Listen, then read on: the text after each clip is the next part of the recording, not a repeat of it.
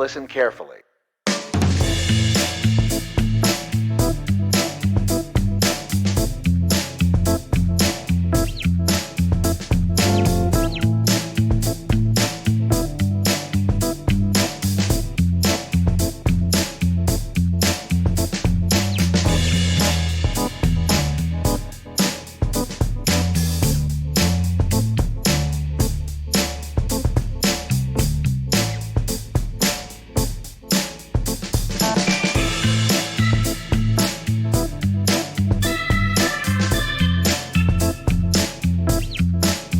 We got 1 minute to show everybody.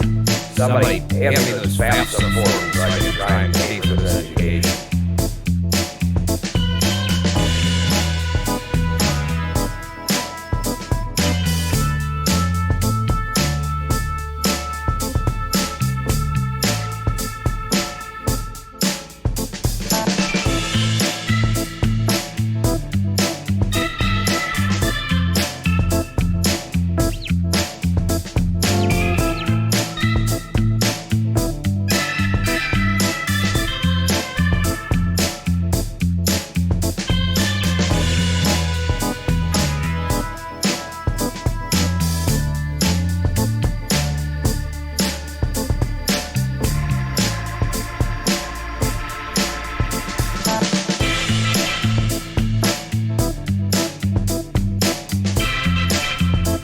Ready places. Harv and Pawn is live in 5, 4, 3, 2.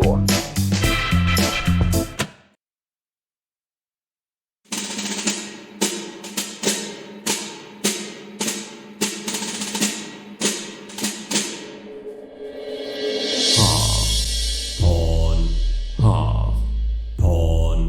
Harv, and Pawn, and Harv, and Pawn, and Harv, and Pawn, and Harv, and Pawn, and Harv, and Pawn, and Harv, and Pawn. Harv and Pawn.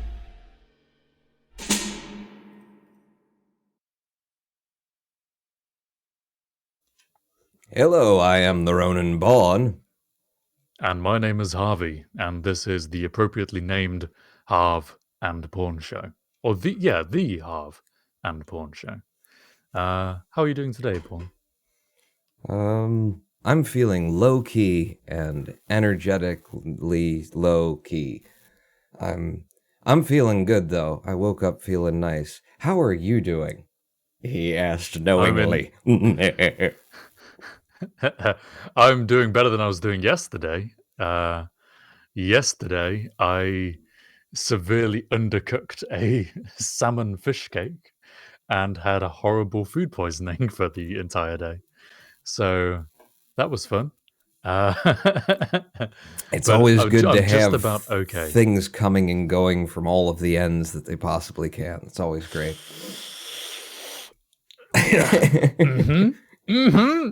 It's you know what it is. It's a health program. It's like doing taking those little shots of like that just grass, wheat grass and stuff like that. It's just a way of cleansing. You get everything out all at once. Everyone should give themselves food poisoning on a regular basis. Take my advice, Sir Emo Chappington and Kidda Bob and Bevelia and Rudy and Random Aim. Who's cheering 125 1-pound fish? Was it dollar store? Did you get this from Tesco or was it where did you pick up the Poundland fish cake? It was from Tesco, funnily enough. It wasn't that the fish was a 1-pound fish, it was that I misremembered the amount of time it was supposed to be heated for and then underboiled it deliberately on top of that. So it was half that I was an idiot for not remembering correctly and not thinking to check, and half that I was an idiot for taking the risk even beyond allowing for that. So it was entirely my own fault. Negligence of the highest order. Yeah, you may have a preference for a steak pink in the middle. You don't want the fish. I have raw sushi all the time. I love sushi. Why can't I have my salmon fish cake to be like that? I was actually saying to Harv earlier when he was telling me about this that, that wouldn't happen over here. I mean, that wasn't how I put it, but that wouldn't happen over here because our like food distributors and manufacturers are aware that we are so incredibly stupid that we cannot be trusted with the feeding of ourselves. So all of our frozen food products are basically pre-cooked all the way through, and you just put them in the oven to make them warm again. Because we're like children. They feed us like they're putting food into a dog bag. This will be good no matter what they do to it, how long they leave it open. Just eat this. Stupid. Or baby food, where it's just like mush. Mush good stuff. Pre-cooked, pre-chewed food, pre-digested. No nutritional value. Some interesting stuff. So talk about having a steak, which it is good to be rare in the middle. Do you know the reason why you can have rare steak, but not like a rare burger? No. No, I'm a vegetarian. Well, not really. I'm a vegetarian that eats meat sometimes. Yes. An optional vegetarian. An occasionatarian. That's me as well. I'm an occasionatarian. So supposedly the thing with beef in particular is that if there's going to be bacteria on your steak, it's going to be on the surface of the raw steak, and the bacteria generally, I don't think, doesn't transmit through the meat like it does with, say, chicken. Oh, okay. So so long as you thoroughly cook the outside of the steak, your inside is okay. The reason that doesn't work for burgers is because burgers are made from mince, and when you mince something, you turn the outside into the inside, so you spread the bacteria everywhere. So that's the reason. And I guess that's the same with the fish cake. Maybe, I don't know how. It might just be quality of fish or something like that, but I don't know why certain sushi is okay to eat raw, but those Tesco fish cakes aren't. It must be some sort of quality control. Have you ever had good and old, like maybe end of the day sushi from the sushi place? We've got, they'll set up in like, our version of Tesco, like Kroger or something like that. Some of the fancier Krogers, they'll have a sushi chef with their own little island in the middle of the like, butcher area of the store or thing and making sushi. And, if you come in at like 8 p.m., then they'll have the stuff that their sushi chef prepared at 6 a.m. that morning. And you're, and so you get some nice good and old sushi where the rice is just like this, it's like you're chewing on, like it hadn't been cooked in the first place because it's been sitting there so long, and then in the middle, good, questionably flavored whatever was put into it.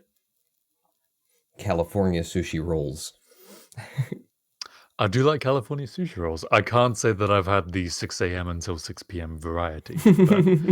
But, I have had supermarket sushi, which I don't know if you've had supermarket sushi before. It's nothing like actual chef-prepared sushi. It's as close to being plastic as you could get from something that isn't plastic, I think.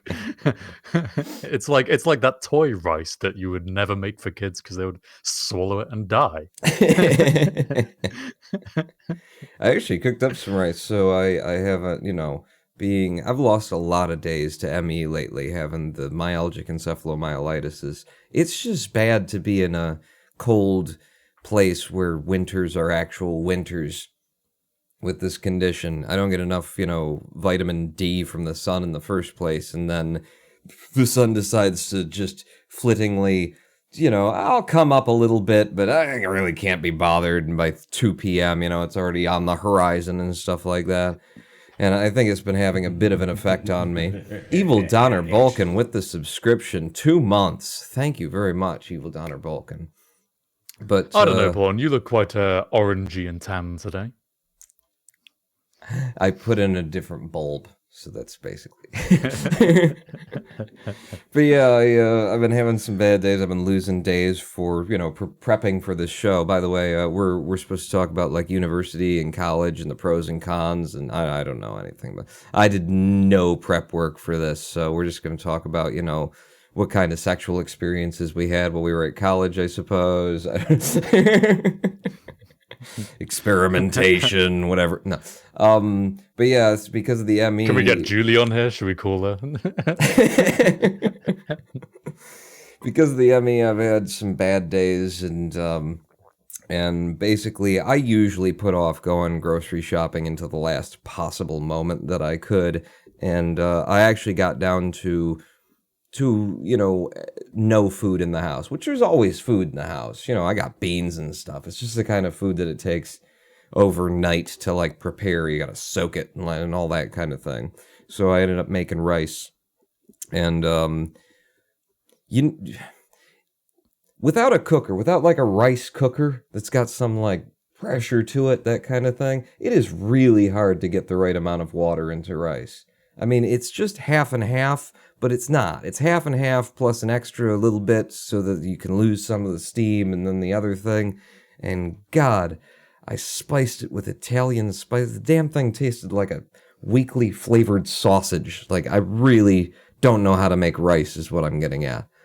Well, I don't know why that's important, but we were, somehow there was rice, and I had recently made rice, and now look, we've been talking for 3 minutes, I've said nothing.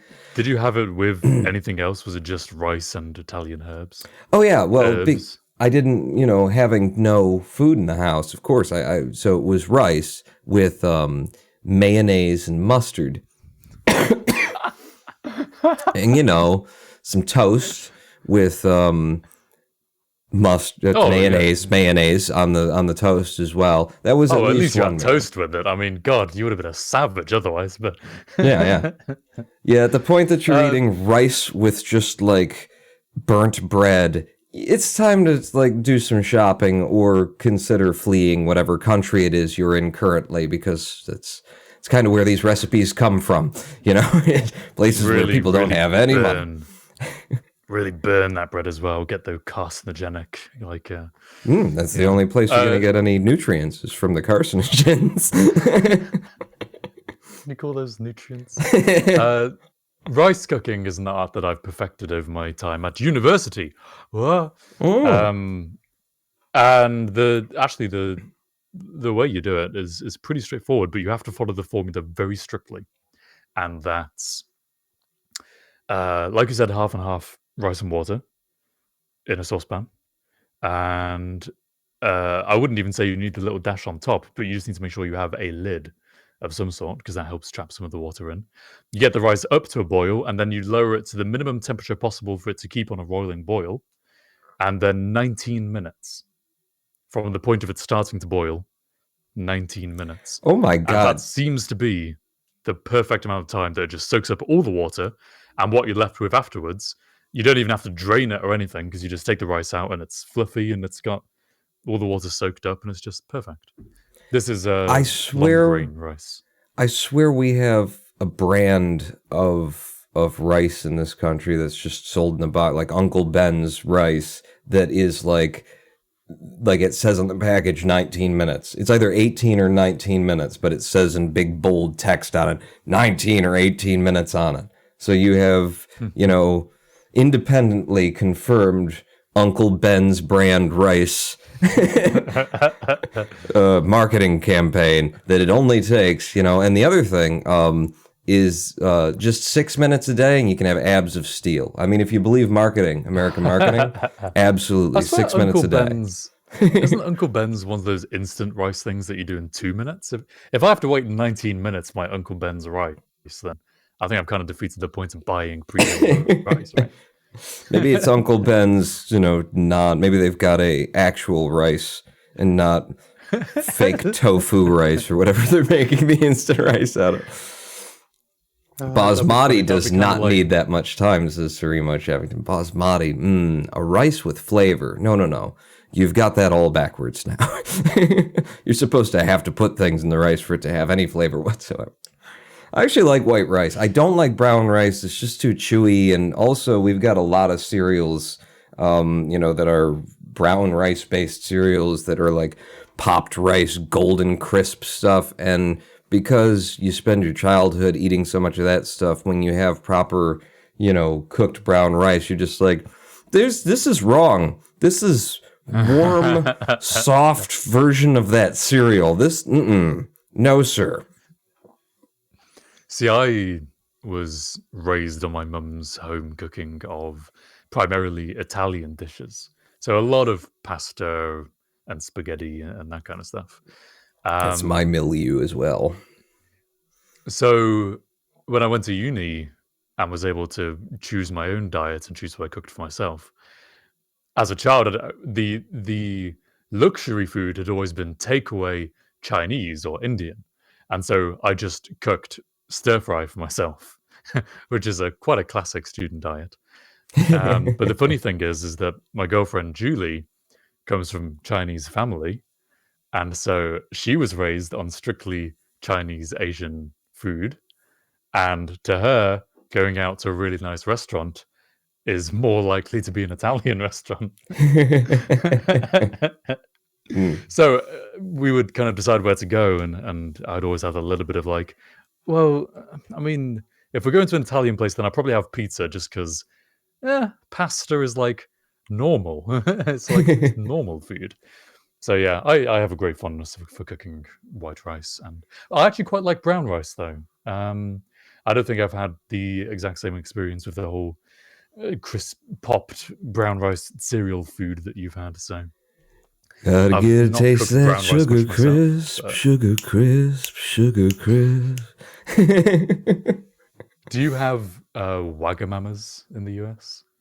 I do not even that recognize that those syllables don't go next to each other, Harv. So no, apparently not. It's a Japanese chain restaurant. Pretty good. Not too bad. And their brown rice is quite, I don't know whether all brown rice is like this, but it's quite nutty. And it doesn't look brown. It looks white, just with like nuts thrown in. But then you realize that, there's actually no nuts in here. What I've been thinking was nuts was just the rice itself. So it's super nice though, and it makes you feel very good about, I'm getting enough fiber into my gut bacteria and all that. It's just going to come up if you keep undercooking the fish cakes.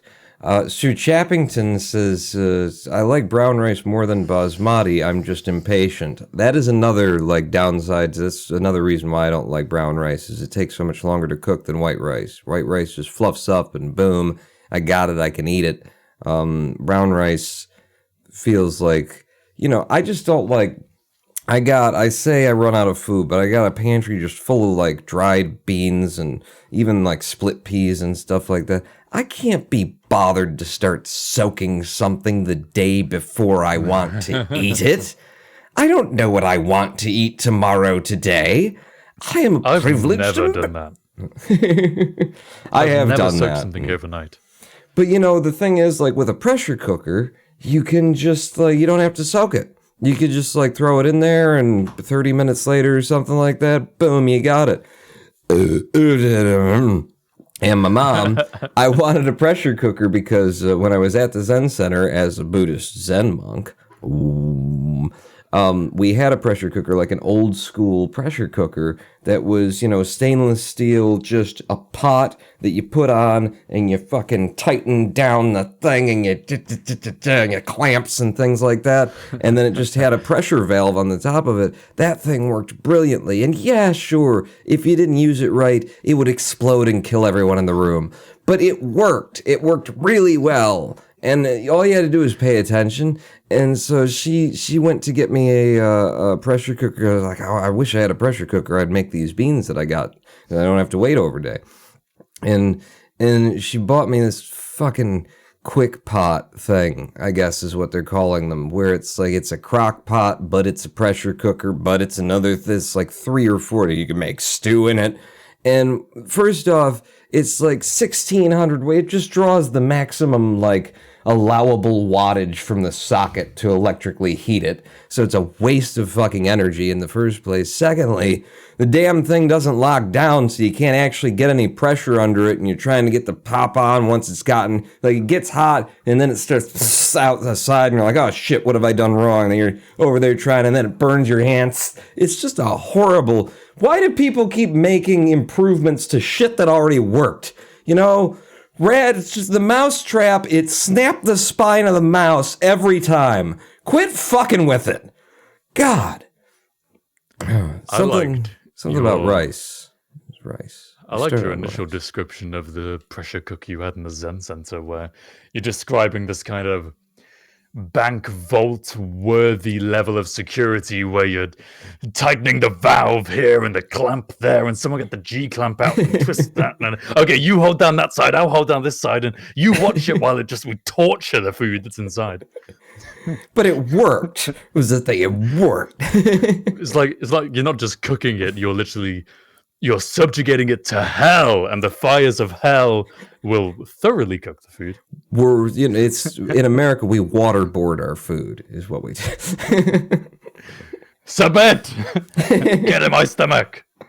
But it was great because it was just the simple, just clamp it down, pressure, get it hot, and then when you were done with it, like, you know, with modern shit, it's like, oh, you gotta just use the release valve in order to let off a little bit, and then the steam, because you open the release valve,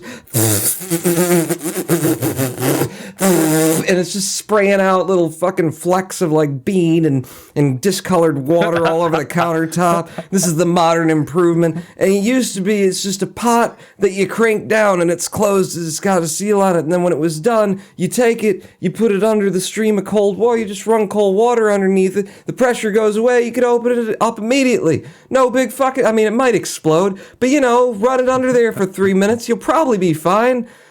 Put a towel over your head while you're doing it, just in case. But, it worked, and then everybody keeps improving it with, oh, we got a better version. This is only $60. It's electric. You plug it in. No, it was a pot that you tightened down. It was $30. The fuck? Why do people keep buying this shit? God. So anyway, rice. I made some rice the other day. That's what we were talking about. I made some rice the other day. I didn't do it well. I had a friend who spent a week. He did like a charity fundraising, kind of sponsor me to do a thing I wouldn't normally do, where him and his girlfriend ate only plain rice and beans for a week. Or was it a week? Maybe it was 2 weeks, something like that. Bad sounds of it, you might have done that just by virtue of not having anything in the house. Yeah, kind of. Now that Has I that been do a week straight where you've eaten? Well, I did like a half shopping run the other night. Finally, I had food in the house. And so the first thing I did, because I made a big... You don't make rice and make like one serving of rice because it's a fucking pain. So you make, enough to go for a couple of days. I made a pot of rice. And so finally I got food in the house. Ooh, what do?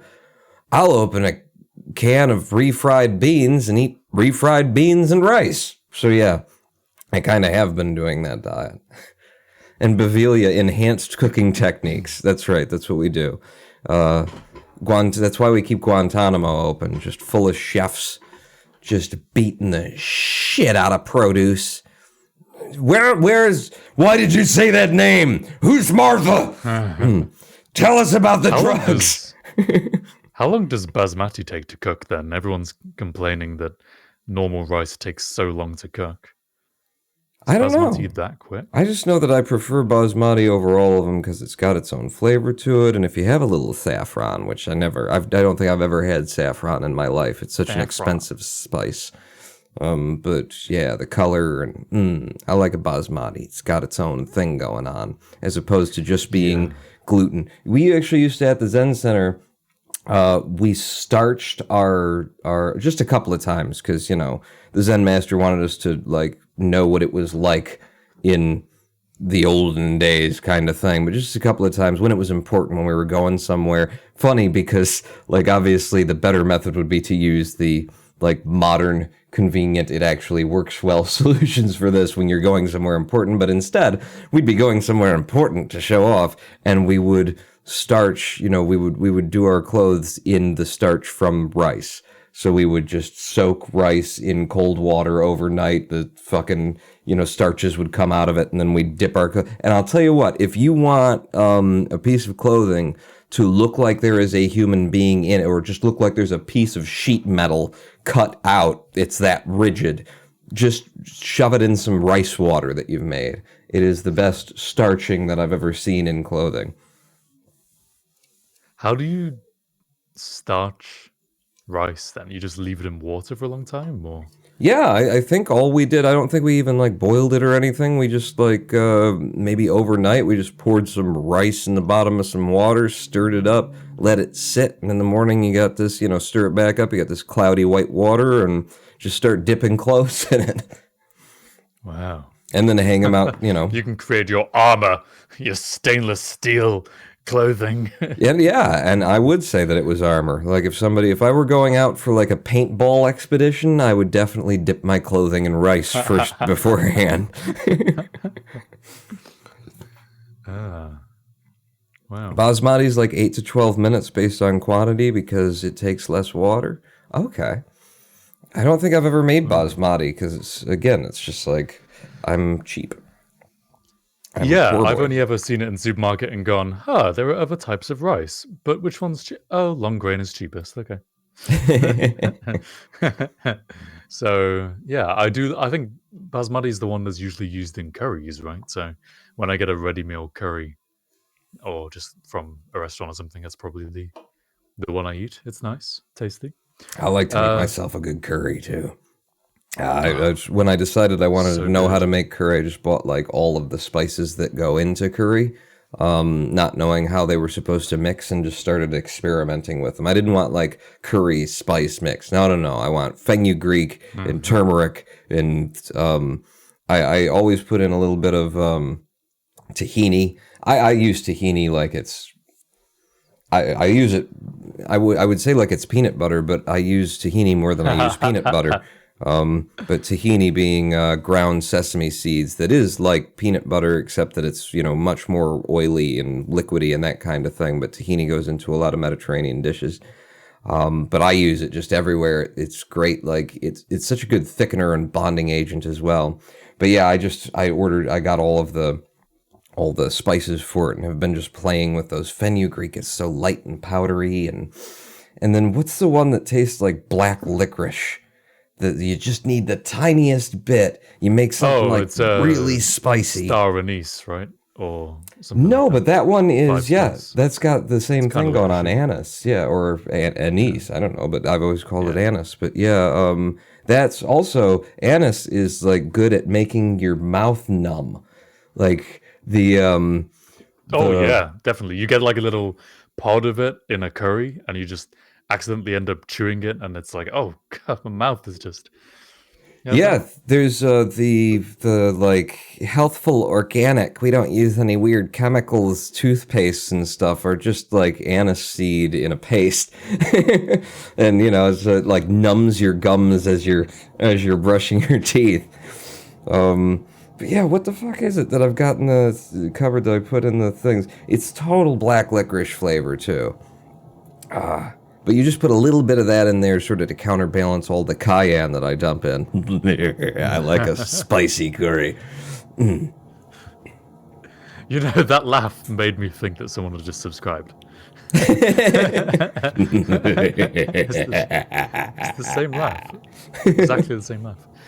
To answer Cool Dude and Sep, Cool Dude and Cap, whatever, the person doing the zoom in feature is Houston, who is our technical producer of the show, and he monitors and does all the audio and stuff. And Houston is actually here with us. He's over there somewhere. How are you doing, Houston? No, that's his office over there. That's his office. Don't look at me.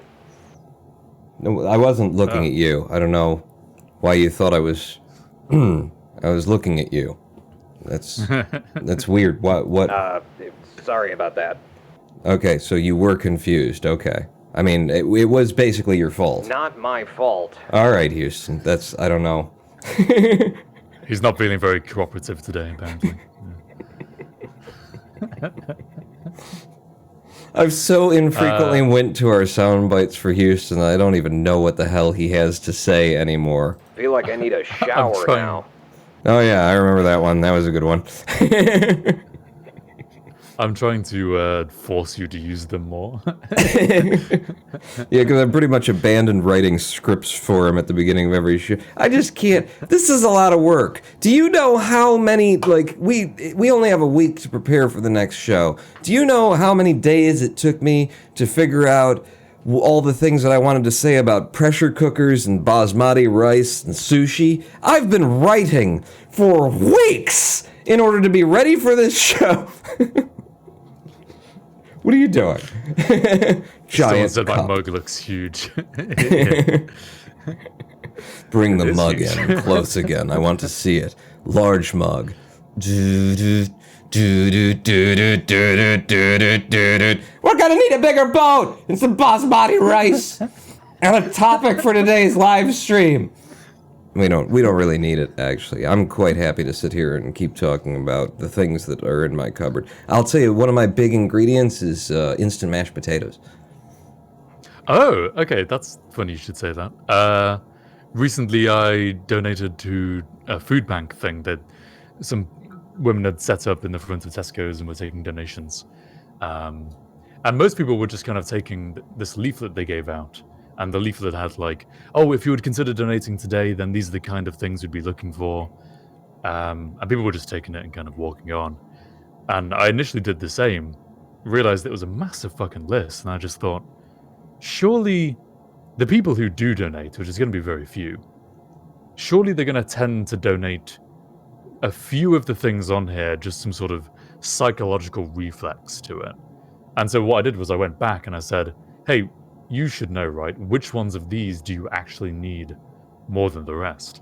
I can't remember what the exhaustive list was, but they said of the kind of 10 items that were on the list, what they needed most and they didn't get enough of from people was, a dehydrated milk or powdered milk or whatever it was, or UHT, which is long life milk, and instant mashed potatoes. That was the other main thing that they wanted the most. So I eat like a homeless I got person. them some UHT. I mean, that makes sense considering that you have been homeless before. I guess stick to they or I think it's a really good, instead of being stuck with the taste of flour for a thickener, or trying to do something with just all of the powders that you can put in order to like thicken something. Of all of them, like freeze-dried mashed potato flakes have their own flavor. It's a nice flavor. It's a mild flavor. It's round. It's smooth. It doesn't impose itself upon the flavor profile that you are going for. I enjoy it. I use that a lot. You know what I do actually with ramen? So, I'll get the ramen brick, the cheap, Maruchan ramen. Now that my local store isn't selling like the really cool, I have no idea what it is because it was all written in, Middle Eastern languages that I can't read. But I really liked their spice packets that came with that. Good MSG in that son of a bitch, too. That's the thing to like bear in mind is that's the secret. That's the trick of ramen, Yeah. Why does this taste so good? Monosodium glutamate. Yep. It is MSG in those little tinfoil packets. And there was good. a long time when they were cutting that stuff out of a lot of food across the UK. But it still got through in the Asian imports. And I could only assume that the reason it was still getting through in the Asian imports was because the regulators couldn't read Chinese or Japanese or whatever it was. Ingredients. Well, it doesn't say MSG on here, so yeah. Yeah, we had a big, just social kind of, MSG, and mainly because certain people have, are basically, mildly allergic to MSG and get, bad headaches from it and stuff like that. So there was a big, is there MSG in that? Is there MSG in that? It never seemed to catch up with Maruchan and ramen noodles. But when I make ramen, I'll throw a half a can of just, water, just, canned tuna in water, not oil. If you get it in the oil, there's something wrong with you, man. But half a can of tuna goes in there, and then there'll be a little bit of mayo. But like at the end of the thing, I will just throw in some mashed potatoes with whatever other spices I've added to the already dense monosodium glutamate mixture, in order to thicken it up a little bit, turn it into a more of a stew than a soup. It's good. So give me this exhaustive recipe because I want to try this. Tuna in water, not oil, because something's wrong with you if you do that. With mashed potato Yeah. and like a dollop of mayo will go in there. I will almost always put just like, not the spice mustard, because I've got the spice mustard. No. Actual just like mustard from the thing. There's be and this is circle like that American in mustard, right? So French mustard, that stuff, is it? yeah, just American mustard. Just, if you want to make your own, apple cider vinegar, mustard, and the color orange. Then there you go, mustard. Orange? Isn't it yellow? I mean, it comes out yellow, but I'm pretty sure that the coloring base is turmeric, which is quite decidedly an orange. But yeah, I just, that kind of stuff, put some corn and peas in there. I mean, that's the good thing about ramen noodles, is that it's got the spices already in it. Some cayenne, because I want the spice, I want the kick. Anything on top of that will usually be, I'm going a little bit far. But one of my, main ingredients in the kitchen, always, apple cider vinegar. Apple cider vinegar allows me to, the tartness, and you just use a little bit of it, but the little that's in there, I can only describe it as as though it's the period in that comedy sketch about, the comma and the semicolon and then all that kind of stuff. The apple cider vinegar allows me to put that much less salt into what I'm eating, because I'm very low sodium just generally. I just learned it at the Zen Center to be very low salt. But yeah, the apple cider vinegar adds a pop, a zing, a flavor that kind of draws out other flavors to it, and then I don't have to put as much salt in to make things. That's also very Chinese family cooking. They use a lot of apple cider vinegar as that extra little thing, which I had no idea, because I don't think most people would really associate it. But this isn't actually apple cider vinegar. This is just plain vinegar. But went into this family-run Chinese restaurant and we ordered dumplings, and I was expecting soy sauce and chili sauce or something, but the first thing it came with was just vinegar, and I thought that was really weird to begin with. And so we kind of said, "Oh, could we also have some soy sauce?" Thinking that was kind of the more normal thing. And so the woman who was cooking it kind of said, "Oh, would you not want the vinegar? That's like the best way to have it." And, really? So we tried it. We did blind taste tests right there to compare which one we preferred. And hell yeah, man. I don't know if I'm just crazy and sheltered for not knowing this, but Chinese dumplings, vinegar, way to go. Absolutely. It's just, there's something about that kind of acidic, the soy sauce is basically just salt and some other soy flavoring, but the vinegar gives it like a really cool acidic kind of to it, to use your terminology. Yeah, no, I didn't know that either. I did not know that. Yeah. I do. That's the thing is, though, when I go out to eat and stuff, even just at a Coney Island or something, I feel a little bit bad putting condiments on things. There's just this slight thing in the back of my head. You go out and just even just eggs and hash browns and stuff, and I feel like I have to look around and make sure the chef isn't watching or anything, before I dump ketchup onto. Yeah, and I always, at this point in my life too, I always try everything on my plate without anything added, even if I'm I like my eggs with ketchup or something like that. I don't care. I will try them first and be like, these are good eggs. Chef, look at me. Look, I'm eating them. These don't even need any condiments. Okay, is he gone? All right, let's get the ketchup back. That was whipped into me since childhood.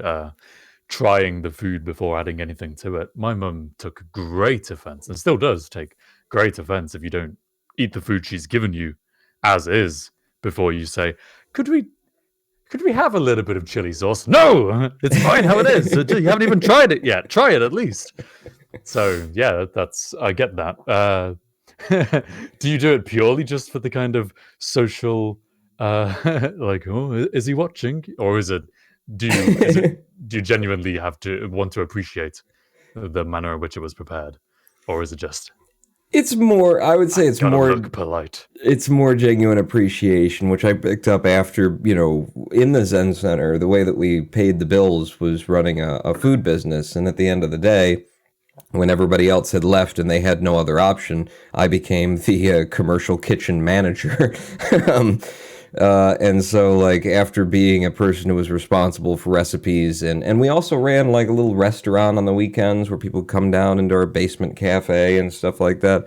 And, yeah, having been in a kitchen and been a server and been the dishwasher and all the things, I did develop, like, God, fucking try it before you fucking... Just don't douse it with mustard. Jesus Christ. We worked hard on that shit, But actually, Sir Chappington has reminded me as well, saying people love vinegar on the blandest food in Britain. I can see it working wonders on dumplings. Reminds me of the fact that you guys have some like non-vinegar vinegar or something, right? Isn't there? There's something like with your chips, and it's like it's not what it says it is, and it's illegal that they say that it's that, but nobody really minds. Like they put it out in all of the chip shops as the... What would be the condiment at the chip shop, Really? Well, vinegar, but as far as I know, it's just vinegar. Like, I didn't realize there was some big controversy over... There's some kind of... I swear to God, there's some kind of, like, chemical that's... It's not even really what it says it is, but it's cheaper. Well, vinegar and people actually prefer it more to vinegar. It's ethanoic acid, isn't it? Vinegar. Is it ethanoic acid? That's what... Okay, well, that's racist, first off. You're being ethanoic about this. That's... I swear there's something about that. You know why? You know where I get all of my, like, British factoids and shit? Tom Scott. Tom Scott, vinegar, chips, something like that. YouTube's going to pull up the fake vinegar in British fish and chip shops, and that's where I get all of my information. Non-brewed condiment is a malt vinegar substitute created with water, acetic acid, flavorings, and often caramel color, sometimes used in fish and chip shops in the United Kingdom and Ireland. It's fake. It's hashtag fake vinegar. It's an ethanol base, says Random Aim. So we can propel our cars with it. Right? Yeah. Wow, I mean, I wasn't even aware of that, but part of me goes, oh, shock, and part of me goes, it tastes like vinegar. So yeah, and apparently that's sort of the thing. Acetic does equal ethanoic. Okay, interesting. Just doesn't matter. Like, nobody really gives a damn. Technically it's false advertising to call this vinegar and put this out in vinegar and all that kind of stuff. Nobody gives a damn. We like it. Shut up. There's a scale of false advertising, and on one end you've got vinegar and what is pretty much for all intents and purposes still vinegar, and on the other end of the scale you have meat, which is labeled as being beef and is actually horse meat. I was going to say on the other end of the scale you have buses telling you about the hundreds of thousands and Brexit and things like that. That would be the other end of the false advertising scale. Yeah, 350 million for the NHS every day or something like that. Yeah. Oh, I tell you what, I listened last night. Finally, I was a bit overdue. I listened to the most recent big debate, public TV live debate between our two-party political leaders, Boris Johnson, current PM, and Jeremy Corbyn, leader of the opposition, Labour Party. And God, I came out of the debate not any more informed about political policies or views, or not any more swayed towards either candidate, just more despising of politicians. So their debate directly did the opposite of what both of them were hoping to do. And all of it, I think, was the fault of the people who were broadcasting the debate, because It was, you have the one moderator who is asking the questions of both candidates, and she's trying her best to kind of wrangle them to stay on time and to stay on topic and all that. But there's only so much she can do because they're constantly shouting over her. What I would have done, put each person in a glass box, soundproof, with a microphone. Give them the amount of time that you give them for whatever question. If they go more than 5 seconds over that time, mute the mic. Because they'll just talk all over you. Just mute the mic. Second thing I would do, if they go off topic from what you've specifically told them that they are to talk about, mute the mic, goes to the other person. And third thing I would do is that they've got a live audience in there, which is very great, emotional. Like, oh, you get the real reaction of real people who are there live. But it just means that you've got half of the room support one guy and the other half of the room support the other guy. And when it comes to their person and say, so what would you say to all these, the problems we have with the NHS, where people are waiting 8 hours for their surgeries and they're not being seen by anyone? And they go, well, I think it's terrible. And everyone goes, oh, yeah, I think it's terrible too. Wow, yeah, go Jeremy Corbyn, yeah. Just, Jesus Christ. I hate the debate format that we have, and it's probably even worse in America, right? We don't have debate format. We have advertising in the form of a debate thing. Basically, that's all we have. Nobody really talks about anything in particular. You know, the whole goal of American politics is not to take a position. If you can successfully, speak at great length without actually saying anything, then you are more likely to be elected by this populace who needs to have all of their frozen foods pre-cooked, or else they'll fucking poison themselves. It is totally the campaigning position of everybody in this fucking country, that and it's reasonable. It is, if you don't have any morality or decency or give a shit about democracy or anything like that, then it makes perfect sense. The less that I say that you could potentially disagree with, the more you can fill in the gaps and the blanks yourself. And then, if I don't mention the existence of, if somebody asked me about abortion and, I just managed to talk around it without actually taking a position or saying anything for like 7 minutes until people are just like, what were we even talking about anymore? Then boom, you're the new chancellor we don't have chancellors, but you're in charge now. Actually, when you were talking about British politics, I was thinking of, I watched Nerd Cube, Dan Hardcastle, and there was some time ago, like they were playing Jack and what is it called? Is it? It is Jack in the Box. You don't know Jack. The lying game. Yeah. Something like that. They were playing like the lying game on stream with him and his dad and his mom and his wife, and they were all playing together. And it said like the question was, name something you'd like to throw off the something tower, and both of them, but it was, I don't know, off of some tower. Both of them, both Dan and his father, put in the answer Boris. That was, and it was just like, oh wow, you see where the mind starts, and just brilliant. How long ago was that? Was that before he became PM? Oh god, it would have had to be like 3 months ago, I would guess. Oh, okay, it might have been around the time then. I don't remember exactly when that happened. Yeah. One of the things that happened in the debate, because it's always nice to do these more human touch kind of questions where they say, okay, so leaving aside politics, leave aside your political policies and your political views, just to try and get more in touch with the human side of this debate.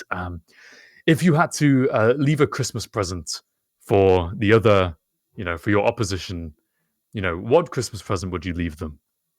And so the first guy says, oh, I would leave him a copy of a Christmas Carol so that he could see just how nasty Scrooge is, and compares him to Scrooge. So sure, that's pretty witty. It's fine. And then their part of the audience Johnson is like, fuck you, motherfucker. Yeah. And then Boris Johnson comes back with, Well, I suppose that I would. Well, if we're going on a literary sense, then I would leave him with a copy of my new deal with the EU so he can read it. Plugging your own book in. Leaving aside politics.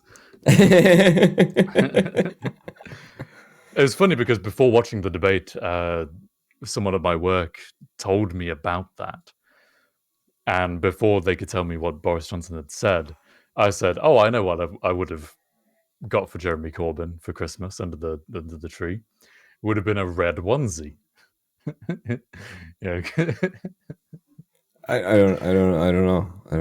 Well, red is in like because communist Tories. red. And Okay. I have no idea. I have no. Labour left kind of. Red is the color. And all you had to do to like as well, right? win that moment when one dude's like taking the opportunity to be like, stick it to you and that kind of thing. All you have to do is like be like, I would give him like, and just say something nice. I've actually had this really nice platter of like sausage and cheeses and stuff, and that's really good. I usually send that to people that I like, so I'd send them one. Just be like a nice person genuinely in that moment, and boom, you defeat all of the snarky like, well, I'd send him a copy of the fucking British so he could read it outside of politics. I agree with you in principle, but I think what they're also terrified of happening is that they choose something off the top of their head which sounds innocuous, and then some minority of people complain about it viciously. Like you said, I had a nice sausage and cheese platter. Well, that's the vegetarians and the vegans ruled out. And don't you know how badly abused animals are and the terrible practices which go into making sausages? I mean, that basically sums up our political system. Just don't say anything. If you could just keep smiling. Thumbs up. Jesus Christ, Harvey, we have a picture of our president after a shooting in a Walmart, standing next to a child that has lost its parents because they died protecting their child, an orphan baby. We have a picture of our president standing next to that orphan. Thumbs up, big smile. America, we did it. We saved the baby. Parents are dead. The fuck is going on? Like, I need asylum. Is what I'm saying. I really, really, really mean it. I'm not interested in America when I think about like places I would like to live that aren't Detroit. Detroit is actually my like top of the list at this point. Outside of this country, I would want to go to what do you got in Canada? You've got, they call it the LA of Canada. It's on the west coast. It's Calgaronto. It's over there. It's just under Alaska, underneath the little. I would go there, but I'm not even that interested in fucking Canada. I want Europe. I think Spain, maybe. It sounds cheap, and that's a big part of my needs. It sounds cheap. It sounds like they have good weather. It's affordable. I can't just keep saying cheap, right? But no, like it's good cheap, weather. It's affordable. It's accessible to people with low income. And in terms of having to like learn another language, Espanol, donde es tu biblioteca? I can do that. It's not fucking Korean or Japanese or, other alternatives like French. No, I'm not going to learn fucking French. Are you kidding me? Spanish I can deal with. I can, like German, Scheißkopf. That's as far as I go with German.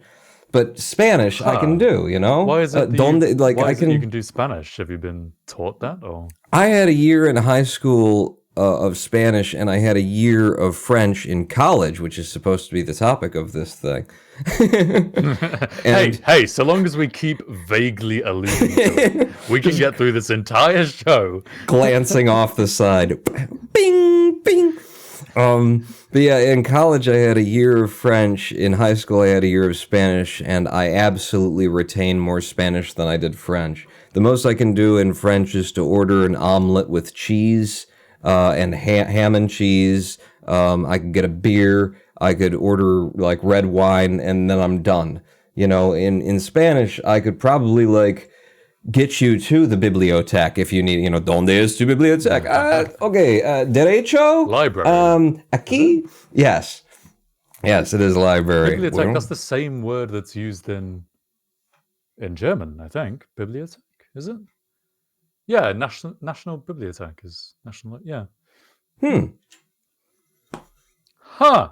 We learned something today. All right, good live stream. We do need to take a break. We usually have a break about the middle of the live stream, and we've reached the middle of the live stream without having to talk about our main topic for the day at all, and I'm loving it.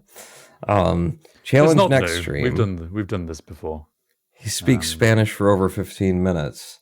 No, but like it's conversationally, I could totally get away with like the important stuff, you know. Where's the bath? Baño es, and it just I can work that situation. I'm thinking Spain, but generally I need asylum in any European country. I don't even want to come to your country, Harvey. Like fucking Britain, you guys are fucked up, man. Trying to leave the EU. I want to be part of the EU. I want to be part of that like inspirational organization of like, yeah, we're all a bunch of like individual countries, but we can come together while maintaining our unique individuality culturally, but we can have these agreements and we can slowly grow the world into a better place that looks more like Jean-Luc Picard's Star Trek universe. I don't want to be part of a racist, backwards, fucked up system anymore, and you guys have started, you're modeling yourselves after us. I need to get the fuck out. Ireland looks nice too. I'll say that, but... And on that note of getting the fuck out, let's go to a live stream break. Oh, okay. Kid Bob, we did indeed set it for 7 minutes, and we have some lovely music to play for you to facilitate that 7-minute pee. So the gods of mercy have decreed that you get an extra 2 whole minutes to empty your bladder, because we know it was taking some of you longer than that to get and because sometimes it comes out the other end, which Harv knows something about after getting food poisoning. 7-minute break, ladies and gentlemen. Don't go anywhere. Harv and Pawn not out.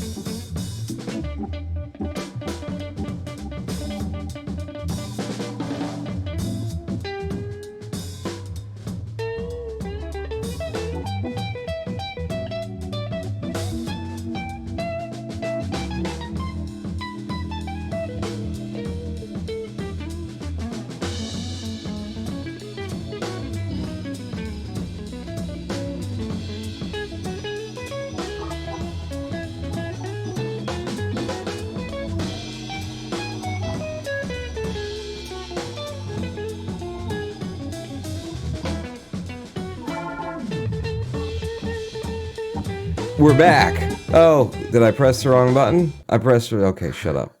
We're back. It's the Harv and Pawn Show. It's a new 7-minute break. I didn't know what to click, so I just pushed all the buttons, and we're here. You're welcome. We've been sat here for the past minute while Pawn has just been pressing different buttons and trying to find the right one. No, you mean Houston. Houston's been pushing those buttons. All right, what are you going to do now, Houston? What are you going to say? Yeah, no, beans are sorted by size by the grower as a part of quality control, but even within any bag, there's going to be a little bit of variation, and so I was picking through, like, within the... There's a lot about coffee, isn't it? The fuck are you talking about, Houston? Wait, why is that one still on your soundboard? Why wouldn't it be? I know, because I never got to use it. I recorded an extra little skit for him that was an extra little bit I tacked on at the end in case anybody was actually like a coffee aficionado. During the thing where Houston went off on a long coffee rant, and because he's talking about the sizes of beans, and if people called him out on that, I had this thing stored up. So now we got to hear it anyway. I remember you saying that. Yeah. There's all kinds of work you guys don't get to see unless you support us on patreon.com/harvandpawn, where you'll find not that, but other things that are behind the scenes. See, I can turn it into a pitch. And such a high effort pitch it was. I've worked hard for that one. Oh, God, hang on. In fact, I took something out of myself there. I just need to refuel. There we go. Okay.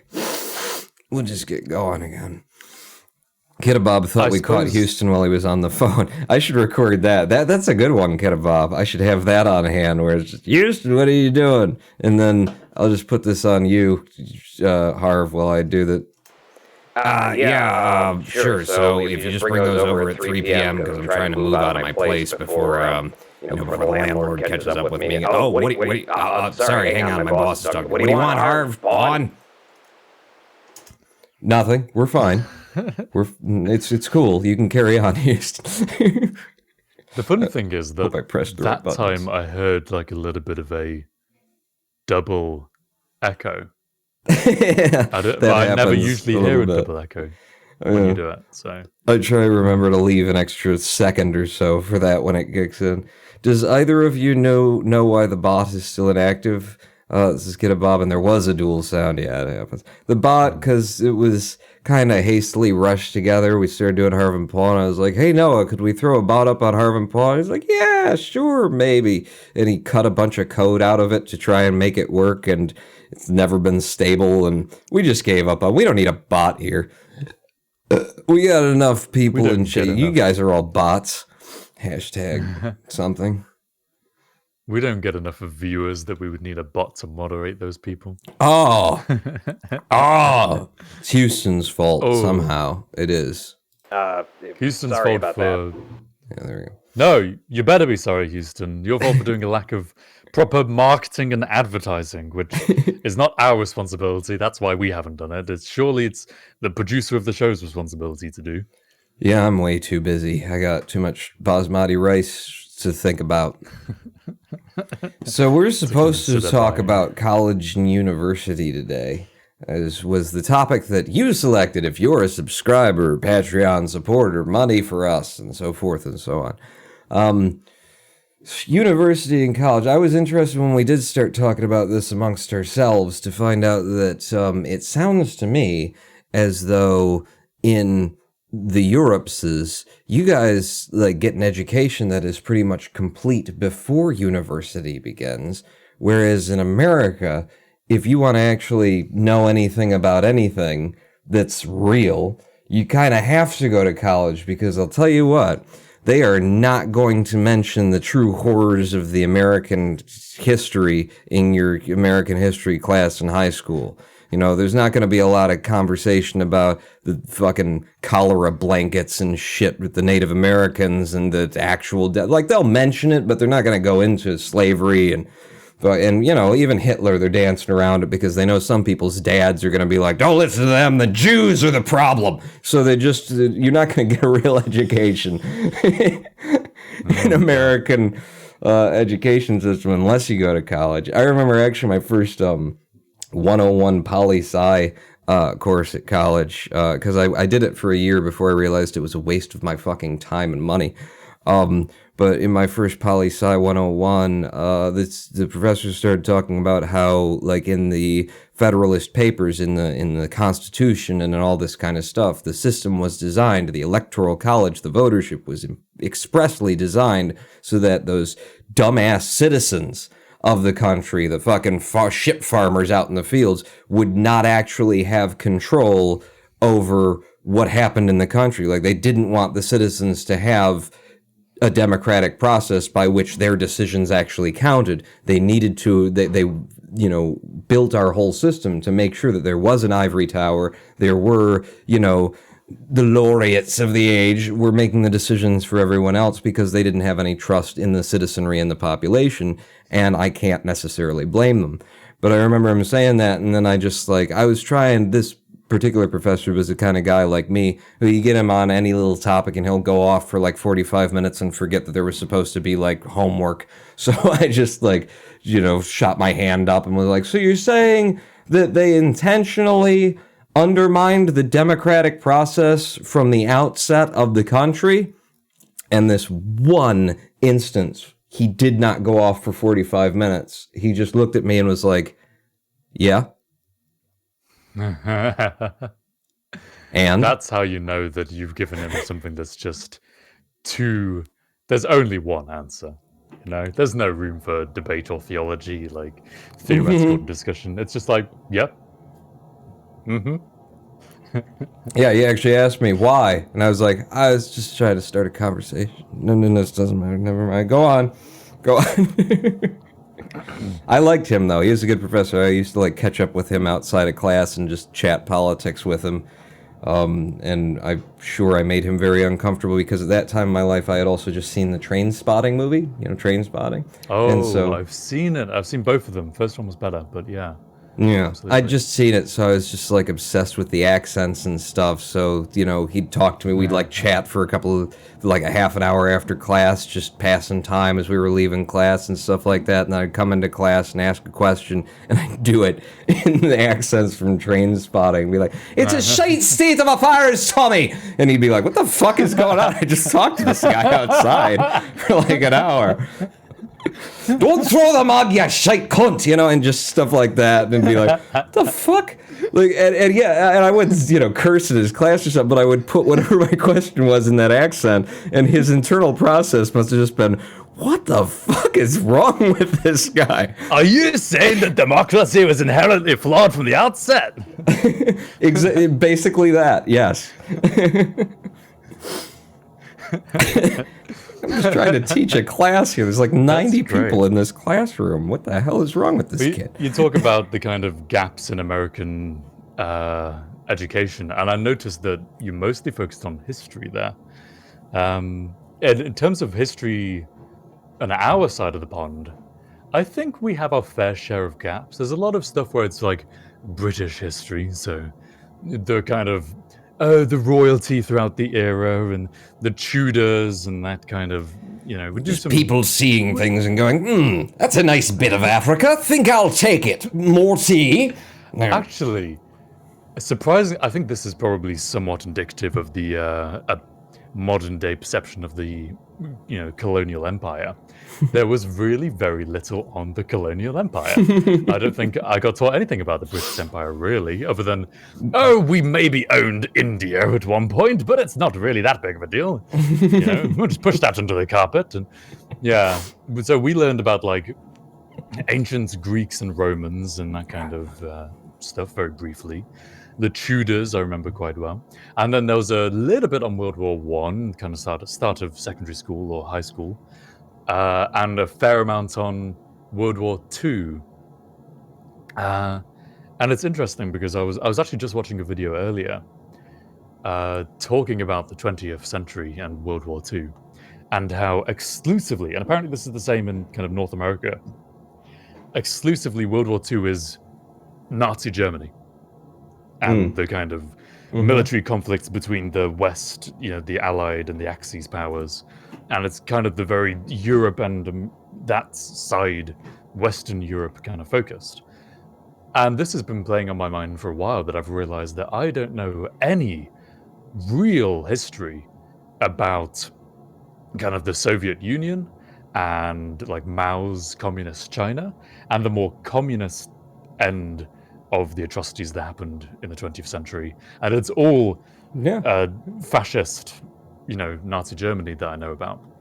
Because actually, who was it? I mean, Russia was responsible for more, like, for more deaths. Like, they had a higher death count, the Soviet Union, rather, than internally, like... just within their own country, they killed approximately 60 million people over a period of about 11 years, I think it was. Yeah, and these are definitely not facts that I picked up during my education. This is like, I watched a YouTube video and they told me that if you add up Hitler and like Japan and all the things that they did, it's not half as bad as what it's like. Yeah, it was completely about Hitler and Nazi Germany and the poster child of fascism and dictatorial reign. And that's actually a big part that's absent from ours is also like the 1950s and the Red Scare and, Cold War era politics and stuff like that. I think primarily because there was so much horrible, fucked up, shitty shit going on both sides. And because if you start talking about the Cold War in any depth, then you find out that once America, had suspicions that the Soviets were, were coming with programs where they had super soldiers and doping people and shit like that. Then you have to talk about how the Americans, after they suspected that was going on, immediately started doing the same shit.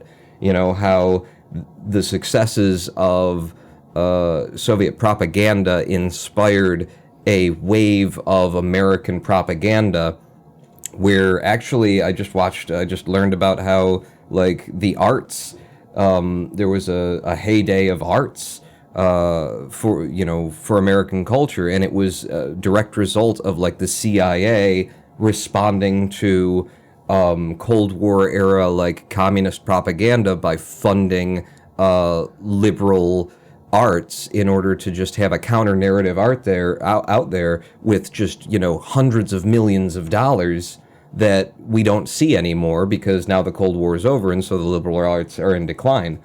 It's just really fucking interesting to see how I didn't know that, but Secret Service really shit has shaped the culture from the Cold War. Nothing that got mentioned in your education. We really do in this country, if you want to know what actually happened, you kind of do have to go to college or just start watching YouTube videos. And that's kind of where the topic of today comes up, is how useful is college and university considering the immense fucking cost, the lifelong debt that you tend to, throw yourself into in countries where the education is not just supplied as a public service. Do you need this? What is the virtue of it? Couldn't you get all of this elsewhere? As Ben Affleck, or no, it wasn't, Matt Damon put it, for the cost of, $2 worth of library fees, I've gotten all of the education that you will pay hundreds of thousands of dollars for. Interesting. So there's kind of two ways to think about this, and I think it quite nicely mirrors our two countries in some ways. Because I don't know too much about the American college system, other than what you've told me and what I've picked up from kind of other American YouTubers, I guess. So, from my understanding, you guys have college, which you go to as kind of the next step after, well, I guess, high school. Is there an intermediary between high school and college, or is it just... No, straight not college? really. Like, culturally speaking, there are technical colleges, but if you're going to go to technical college, then you're probably not going to go to college. You know, that's a industry-specific thing. So, yeah, it's high school, then college. How old are you when you go to college, then? You tend to graduate high school at 18, and, you know, it's encouraged that you are in college also at 18 or 19. Yeah. Okay, so it is the same starting point for university, because we have secondary school, which is what we think of as equivalent to your high school, but that only really goes up to 16, and then you have sixth form, which is 17, 18 for a couple of years. So in our sixth form, we already start to specialize down, and you kind of pick. Once upon a time, it was 5 A levels. Now it's 4 A levels. Now I think it's maybe even 3 A levels. I ended up not graduating, but qualifying out of sixth form with 3 A levels in maths, further maths, and physics. So 2, you might say, or even 1.5, because physics is kind of just maths, but applied. So you can say I really quite specialized quite early on. I was 17 to 18 years old, and then went to university at 18 and studied computer science. Whereas I know that you go to college and it's kind of you just sitting there like, oh, I could go to this 101 or this 101, or oh, and thank you Balthazar228 for donating $5. Holy crap. Yeah, now I have to open up the Streamlabs interface to see what you said, because I realize I don't have it open. So carry on. You keep talking, so while I do things in the background. Okay, well, apparently I've broken everything. I was asking you. I was asking you for the system of American education, but from what you've told me, it's that you pick different... I've heard of this minor major system, so you kind of try different subjects, and then at the end of the process, you pick a major to major in. Is that how? I don't even know if that's it. Like, I was at college. Here's the thing. Like, my understanding of American college is you come in and there is no, like, incentive to have anything in mind whatsoever. It's just like, you're in college now. Welcome to college. It's a formative experience. Just welcome. Don't worry about majors or minors for your first year or two. It's a 4-year process, so you only get 2 years of specialization by the end of this thing if we do it the way that we're intending.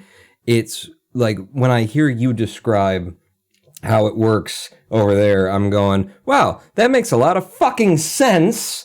Whereas we come out of high school and we're, you know, given the suggestion that, no, you're educated now, and to further your education, you know, go to college.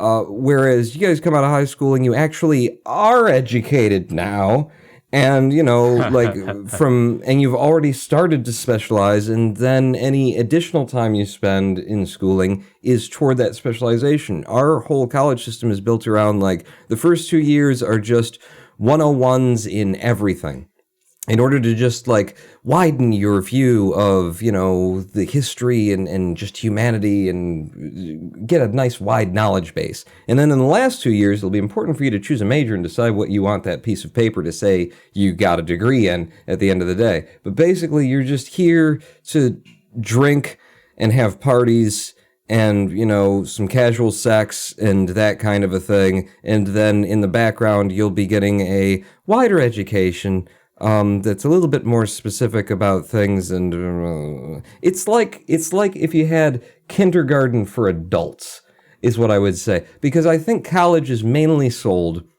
to the American public as the idea of, so you're still a child, you don't know how to care for yourself, so instead of just, like, going out getting a job and earning enough money to rent your own apartment and learning how the world works, here's what we can do. Here's an interim step. you can come live on campus where, someone is paying your rent and you have to do your laundry because mom's not around anymore, and you'll have to feed yourself because nobody's cooking and things like that. But at the end of the day, there's still like this system that's kind of like your parents that's still there. I don't feel that it's as much about like getting you to a career as it should be, now that I know that it is elsewhere and for others. So, wait, I think that pretty clearly. Before we go too much further, two things. One, I want to read what Balthazar said, but the other thing is I want to read what S5566 said. I think you should go to college depends entirely on your chosen career path. Feel like for some careers where there are formal education, but some are pointless and don't open any doors, and that's basically where I stand as well, is that, yeah, some things you need the college for, other things, and most things, the majority, at least in the American system, you will get the expertise and the knowledge that you need in 6 months of on-the-job training underneath people who already do the job that you would spend 4 years or more getting out of college. And once you get out of college, you'll still have to do those 6 months before you know how it's really done. And we will get to that in just a moment, because Balthazar, when they donated $5, thank you, Balthazar, 228. I tried dropping out to run, jump, and use a grappling hook on top of trucks on highways, but I've fallen a bunch and want to go back to school for a safer option. So you dropped out of college to become a cluster truck speedrunner. I am sorry for having misled you that this is a viable career option for most. That said, thank you for your money. You probably should have kept it. You're going to need a lot of ramen noodles. You didn't mislead him. You mentioned grappling hook. You don't use grappling hook. Oh, that's so any percent runner. Okay. There's openings there. There are openings in the market. You can get in. You can get yourself a good retirement plan in the any percent cluster truck speedrunning market if you work for it. If you really hit the pavement. Thank you again for your $5. So you obviously, Pawn, sound very cynical about the lifestyle of American college. Do you think, putting aside the kind of, your parents aren't around, but don't worry, the state will be your parents now, putting that aside for a bit, do you think that there are any advantages to keeping the options open in that further way and allowing you the greater freedom to purview many subjects and then choose what to specialize in at that age? I don't want to say anything positive about it, but yes, now that you bring that up, yes. When I did my year at college, or year and a half, I don't even remember. I don't want to remember. But I ended up in a, I think, biology 101 course, and I found myself really interested in, organic chemistry and biology and stuff like that, and found myself, meeting up with again, I just harass my professors, apparently. I just follow them outside. It's a sheet stain Can you of tell ours. me how the female reproductive system works? That would have been a good question for college. But actually, yeah, no, I followed her out and I was actually asking about, because I was just curious about things generally, what's the difference between heavy water and regular water? I was just asking her, stuff like that. And what was really cool is that this professor was very good as a teacher, just as a professor generally. This was not her subject. She had just been put into it, had to do this one. But she was just a good teacher, generally speaking. So I asked her, what's heavy water? And she's like, yeah, I don't know. I'm not sure. Follow me back to my office and we'll open up a book and we'll find out. And we did. I followed her back to her office. We looked up what heavy water was. It's got an extra hydrogen molecule or something like that. And I don't fucking remember at this point. Twitch is sending me emails. Might pay that no mind.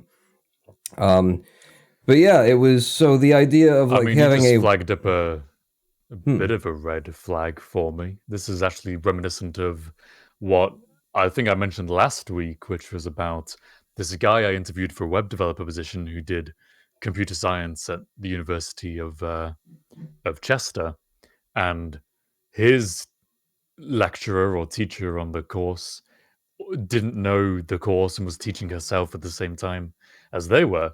Now, in the university I went to, which is a fairly good standing university in terms of the rankings, Sheffield, I don't think you would ever get like a supply teacher, someone that's not their subject, giving you the lecture, unless it's like a PhD student standing in who isn't technically a lecturer, but at least has like the knowledge in the correct field. Yeah, and is already sort of specializing in their own education in that field. Yeah.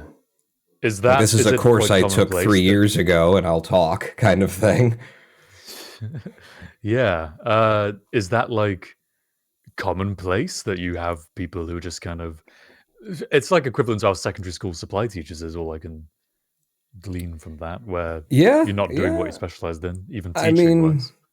I think for the 101 courses, I think absolutely yes. I don't know that for a fact, but I think yes. I think that there's such a this doesn't really matter. This isn't the specialized part of your education. 101 is just to, give you that wide berth that, they just shove people in there that are good teachers. They've got some background and they can do the job. And maybe sometimes they're not even good teachers. From my personal experience, that particular teacher, she admitted to me when I was asking her about heavy water that this is not like what I usually teach. But she was teaching it incredibly well because I was interested in it. So, you can have good teachers who aren't specialists in that field because they're good teachers, and she was absolutely one of them.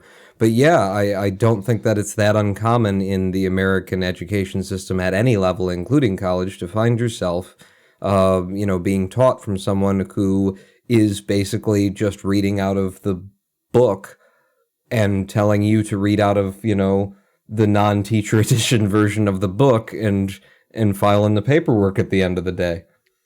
Yeah, see, this is kind of a red flag for me, because I think if you're going to university to have the experience where someone reads to you from out of a book and then you complete the exercises out of that book, and then maybe at the end you take an exam and maybe they give you a piece of paper and you go away and show that to an employer, then you could get that from home just as easily, provided you have... And this is a big caveat. It sounds like a small caveat, and a lot of people I know say, oh, I could do that absolutely just fine by myself, provided you have the motivation to actually sit down and actually study at home rather than going to university where the system forces you to do it. It's more difficult than it sounds, and it's stupid that it is that way, but that's how human psychology works, apparently. If you're going there just for that experience of being taught by someone who is also teaching themselves and doesn't have the kind of depth of knowledge to give you more value than you would just get out of the books, then partly I think that's a strike on the side of universities not being worth it. And that's additionally, the other thing you need is not only the motivation, but the right mind for the subject. Because, I walked into that 101 bio course or whatever it was and, had no particular interest. And because of because the teacher was good at what they were doing and made it interesting subject and made it, communicated it well and wasn't exclusively reading from the book. But just was a good communicator, a good teacher, I walked out being very interested in biology and starting to think, oh, maybe I could go that direction. And, if you don't have the mind for something, but you have the interest for it, you need an educator, you need a teacher, you need somebody who can translate things from what they are into what your mind wants to process. And if they do that, then you can start to learn the language of what you're interested in. But similarly, if you're in that situation and you just try and teach yourself and you're, going through these dense documents or just they're written in the language of an industry that you don't understand its language yet, but you're very interested in it, you might never, there's a whole path of your life and career and everything that might have happened that won't because you tried to teach yourself. And it really is a pot shot, though. It absolutely is just a, blindfolded thing, just send the arrow in the direction because you've got to, especially in the American system, you got to get lucky. You got to get lucky to find a teacher who knows how to teach, who knows what they're talking about, who can actually work with someone who who can see someone who has a great passion for it, but who doesn't understand the language and translate. And that's not a guarantee. You're going to be paying thousands of dollars per month on a lotto ticket that you'll land on a good teacher. And in the American system, I don't think that's focused on as something to like actually make happen. Colleges are for-profit entities that just want to pack as many kids in as humanly possible into those classrooms and push them through the meat grinder so that at the end of the day, they, collect their parents' money, usually, sometimes the government's money and the loans and that kind of a thing. But sooner or later, that's what it's all about over here, the capitalistic process, and education has not escaped the capitalistic process, especially in universities. And yeah, you are being pushed through an educational meat thresher. It is the drive-through window of edification. I really like what Sir Emo Chappington's been saying in chat. Hot take, lectures are an inherently trash system and we need to move away from them. Tutoring significantly outweighs lectures. And then talking about his genuinely individualized, guided education. My brother went to Oxford, which is Oxford, Yeah. the University of Oxford. And yeah, tutoring was a big part of how they do things there. Partly because they've got the college system, which in itself is kind of interesting, but it meant that he had significantly more kind of one-on-one or one-on-two time, whereas tutor and maybe two students. And yeah, having those individual sessions works a lot better because, like Sir Emo Chappington's just said, when you're sitting in a lecture and you're just listening in a kind of one-directional thing, you're getting a glorified YouTube experience where you could just watch a video of a lecture and get the exact same experience. And in fact, for those of us who have skipped lectures in the past, you sometimes end up doing exactly that because luckily my university had a system where it records all the lectures and puts them online for you to go back to them if you missed a lecture. So we were just watching glorified YouTube videos. But in the tutor sessions that my brother would have, it's far more question answer, kind of real closing the distance on the feedback loop of teaching, comprehending. Is this what you mean? No, this is what I mean. And really closing that loop and getting rapid feedback. And that in particular speaks really well to some research that's been done, I think, relatively recently about how do people actually learn things. Well, what is the best way you can actually retain knowledge? Because, like you said about the capitalistic meat grinder just trying to get the students through there, the hope, I think, in a very kind of Victorian way, is that if we just push them through the system and subject them to a load of knowledge, then it'll just cram into their brains, then they'll spew it out onto the paper at the end of their exams, and hopefully some of it will stay in there afterwards. So how do you actually retain knowledge and how do you actually learn things? It's active recall. Got this from listening to Ali Abdul, who's a YouTuber and also runs a podcast called Not Overthinking, which is pretty good. But active recall is exactly what it sounds like, where you are asking yourself questions and checking your knowledge and actively trying to recall things. So when you're in that situation with a tutor and they say, okay, well, what do you remember about this?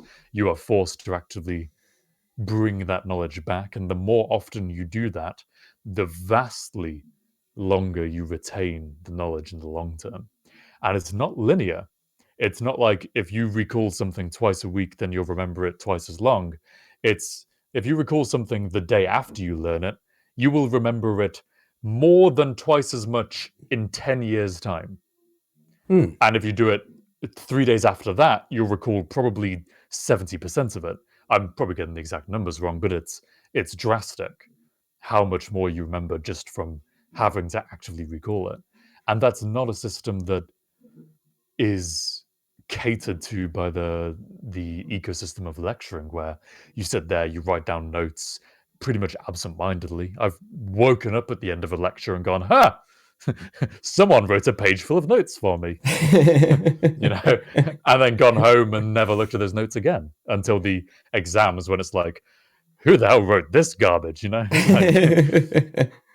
and even Yeah, then, I I don't actually go back to all my like lectures. by the time I started trying to work the college system, you know, I was already pretty good at the things that I wasn't interested in. Um, I I could just like cram the night before, like cram the day before, boom, and you know, ace the test. Like I had learned from my high school education some pretty good memorization skills that, or it was just easy for me, I guess. I just have a good like memorization ability. So yeah, if I wasn't that interested in the topic, the teacher wasn't good. Um, I would just, you know, day before somebody actually asked me to respond, go over the topic material and be like, okay, yeah, yeah, yeah, yeah. All right, I'm ready for the test now.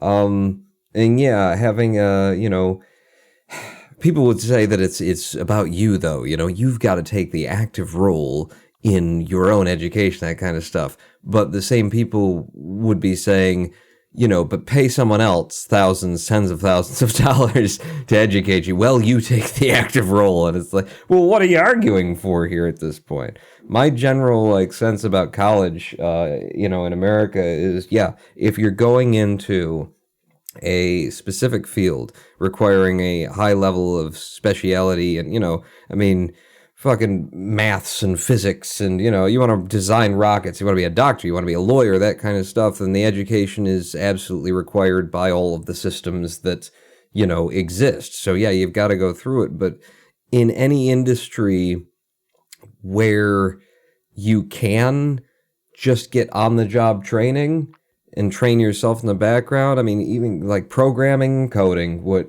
you and I are both familiar with and that you are actually professed as, I would say, like, if you end up trying to find employment in that industry, it's because you have already, you know, been passionate about it. You know, you've already spent years of your own time, like, programming and playing with things, and a little bit of education helps. But to invest tens of thousands of dollars into it, like, Well, with programming specifically, there's kind of two things you got to look at, because you've got web developers and software developers, and then you've got data scientists and computer scientists, and that kind of split of not competency, but what would you call it? I suppose split of intellectual depth as well as breadth of knowledge that's required for in differing amounts for different professions. yeah, To be I a could web say developer, immediately, like, databasing and stuff like that. Designing a database is something where I feel like I would benefit by, you know, a 3-month course or something like that, because, like, a database is going to be, you know, you design them usually because you've got a small project that needs access to information, but you want to design it so that if it suddenly got big, it wouldn't implode on itself. And I've never been able to like put together a reasonable mindset, a reasonable concept for how should this database be laid out, considering all the options I have in, you know, to put it together so that it will actually sustain if it suddenly gets large. There are definitely certain like things that are, you kind of want someone to even tell then- you how. or even then, like you said, a 3-month course would probably be enough for that, in my estimation. And like I was going to say about web developers, if you, it's funny that I'm saying this, considering the fact that I recently interviewed 5 web developers and turned them all down for having only done a 3-month course. But if you can get on the job training as after having completed a 3-month course, then sure, I think a 3-month course is probably enough to be a junior web developer if it's a good course. You definitely don't have to spend £21,000 on a 3-year computer science degree to do that. But there are other things in computer science which you absolutely should, I think, do that. And a large part of that is because you don't know what you don't know. And so I think the greatest utility I have got personally out of university has been even within the specialization of computer science, I've been forced to learn at least the theory and the fundamentals about a wide range of subjects within computer science, and to at least learn the existence of an even wider range of subjects within computer science. And I think that's something that university absolutely does for pretty much everyone who goes through the process, at least in the UK, that you don't get by self teaching, because self teaching is quite unreliable in that you pretty much have to stumble across the knowledge. It's very hard to go seeking to have a broad, encompassing knowledge of all things about a subject. I mean, I'm trying to do it right now from a fundamental level for electronics, and I'm really struggling.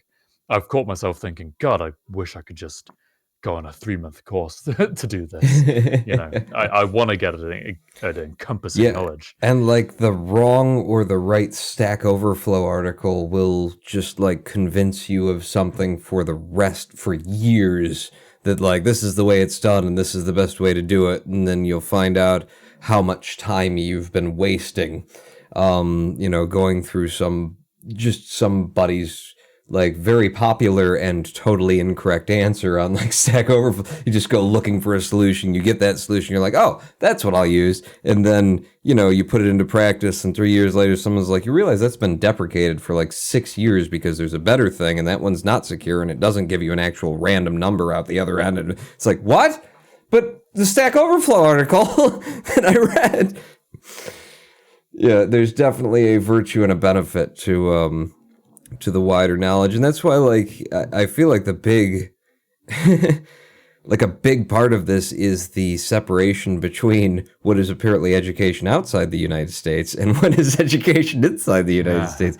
Because I feel like our educational systems are ridiculous, and we have more people who are going to college because it's just what you do, going without any sense for what they necessarily want to do. We have that too. But we've got a system that's like built to serve and cater to that. I mean, you guys are with the A forms and stuff. We don't have anything like that. High school is just high school. The closest thing that we had to that I got, and I was one of the rare few ones, because in high school, I had the option to be bused to a Pontiac technical school during my, high school day, so that I could go to like a computer repair course specifically, which I was interested in. So I did a 1-year computer repair, basically vocational college while I was in high school.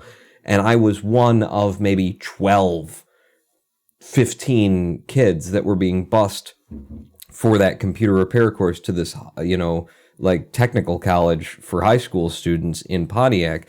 But you had other students who were coming across for auto repair and stuff. It was basically a high school technical college. It's a brilliant system, but the number of students who were actually getting that was, just the few and the narrow, and the people in between who were already like passionately interested in something that they wanted to start and said, yes, I want to be part of that program.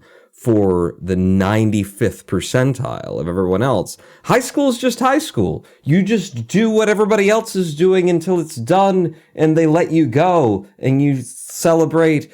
Thank fucking God I don't have to be around all these assholes anymore and try and deal with these ridiculous social constructs that don't make any fucking sense. I didn't like high school. I wouldn't do it again. Oh, I didn't like the assholes at secondary school for sure. I think overall I had probably a good experience. I think it served me fairly well.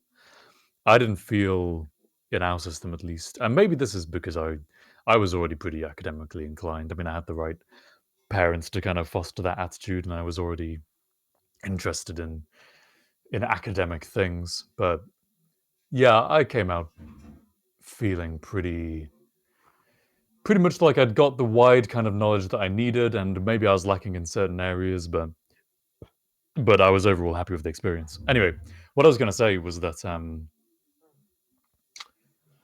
you keep on mentioning, and I've thought this a lot as well, that no matter how you can be served by an education system, no matter what the system is, one of the most important things you can do or be is to pursue your own interests and to already be interested in a thing and to already be having passion projects for that thing. And only as I've got older and I've started working in industry has that become even more obvious that that's actually what you need. And the problem is that you don't get that from your education system. You get that from the type of person you are as a child and the type of parents, I guess, you have. So being I mean, I'll give you a chance just to confirm or deny. You think that, right? That having your own external extracurricular interests and projects is one of the most important things you can do in your kind of educational development, would you say? Yeah, absolutely. Yeah, and Right. I hate, So- like, I have spoken to so many different young people, people who I've like worked with when I was a janitor and stuff, who are just like, I hear that nursing is a good field. They always need nurses. So I think because I want a job that will always be there and that I can get paid pretty well by, I think I'll go into nursing. And there was this one girl in particular that I was working with who was like, you know, she knew exactly what she wanted to be. She wanted to be a veterinarian's assistant. And isn't that so specific and so wonderful that you know you don't want to be a veterinarian because you don't want to do the education. You're not that, like, you want to be a veterinarian's assistant. The world needs veterinarian's assistants. And if you know that you want to be precisely a veterinarian's assistant and not a veterinarian, then we need you as a veterinarian assistant. She knew exactly that, and then she told me that, and then she followed it up with, but yeah, nursing is, you know, there's always jobs available in nursing, so I'm going to a nursing college next summer. Just like, please, for the love of God, you only get this one life. I mean, you don't. I'm a Buddhist. I'm a Zen Buddhist. So, you know, you'll be back. But, you know, for like this life, as far as you know your personality, like, you get this one chance to do what you want to do. If you have an idea of what you want to do, go do it. Find out that you don't want to do it or that you fucking love it and move on. Don't fucking go, oh, but the pay and there's a harder fit. I just want to make sure I always have a job. For the love of God, don't waste your fucking life. Because that's kind of how I see that. I completely derailed what you were going to say, didn't I? What was... It's okay. You were I'll talking get back at some onto what I point wanted in to this say. live stream, I think. But first of all, I want to quote you a lyric. Somewhere in your house, I am willing to bet there's a poster of that grinning hippie from Tibet, the Dalai Lama. Is there a poster in your house of the Dalai Lama somewhere? No. I just have greeting Okay, cards good. from my mom that say things like, grow through what you go through. Which is actually kind of cool. wow, She really? said, yeah, I didn't. It was cool because I didn't notice that I thought it just said go through what you go through. And I was looking at it like, stupid. What the fuck? And then I set it down like several hours later. I come back to it.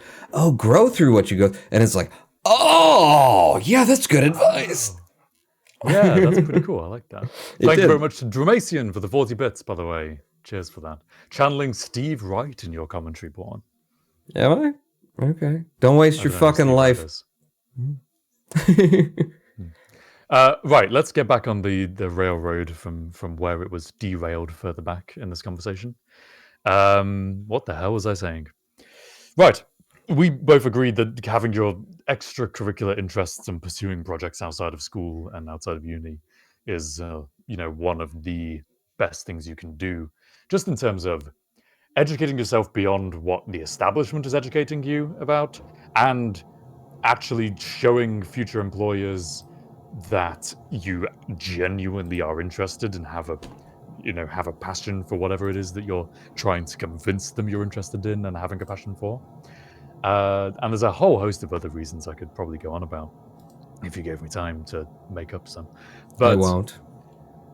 if you accept that is the case, which we do, then what do you think the education system could or should be doing to propagate that? Because I popped into my head when we were talking earlier, I was thinking, I did this EPQ at the end of, or throughout sixth form actually, which was an extended project qualification where they basically said, hey, we'll give you a sixth of your time, I think it probably worked out to. Like, it's equivalent to one subject.